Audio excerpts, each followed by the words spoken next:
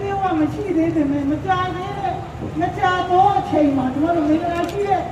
နိုင်ငံကိုကျွန်တော်တို့တူးကြီးစီဖန်တီးရယူမယ်လို့ကျွန်တော်ပြောနေတယ်။ကျွန်တော်မရနိုင်တယ်လို့လည်းကျွန်တော်ယုံကြည်တယ်။ဘာဖြစ်လို့လဲ။ဒီခဏရလုံးလုံးကိုယ်ကရတဲ့ချက်မှာရင်းမယူပဲနဲ့တူအနိုင်မှမပါပဲနဲ့ကိုယ့်ရဲ့ပြောလင်းချက်ကိုယ့်ရဲ့လမ်းတစ်ခါနိုင်ကိုဇွဲရှိနဲ့ရေးစောနေကြတယ်ကျွန်တော်ကလေးမျိုးပြည်သူလူထုအားလုံးရဲ့စီလုံးညီညွတ်မှုကြောင့်ကျွန်တော်နိုင်ငံရဲ့အနာဂတ်ဆက်ပါတဲ့အနာဂတ်ကိုကြောက်ကြကြီးရေးစောတဲ့ချိန်ရောက်တော့မယ်ဆိုတာကျွန်တော်ယုံကြည်တယ်။ရာထုတ်ပြည့်ယုံကြည်တယ်။အဲဒီမှာဒီကတော့မရတော့ပါနဲ့။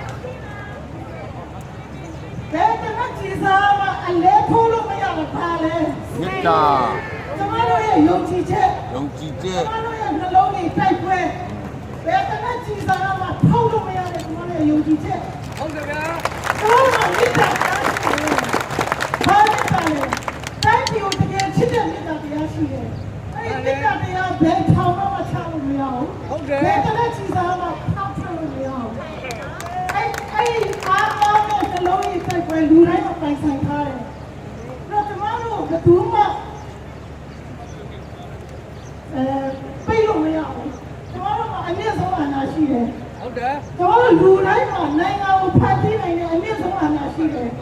အဲ့အာဏာကိုကျွန်တော်တို့ပြည်သူတူဦးချင်းစီရဲ့လက်ထဲကိုအရယူလို့ကျွန်တော်တို့တိုက်ပွဲဝင်နေတာဖြစ်တယ်ဟုတ်တယ်ကျွန်တော်တို့ငြိမ်းချမ်းတဲ့တိုက်ပွဲကိုအင်အားအကောင်းဆုံးနဲ့ဝင်နေတာဖြစ်တယ်ဟုတ်တယ်ဒီအင်အားကြောင့်ကျွန်တော်တို့နိုင်ငံမကြခင်မှာကျွန်တော်တို့ကိုယ်တိုင်နိုဝင်ဘာလ10ရက်နေ့မှာရွေးချယ်တင်မြှောက်လိုက်တဲ့အစိုးရကြီးတစ်ခု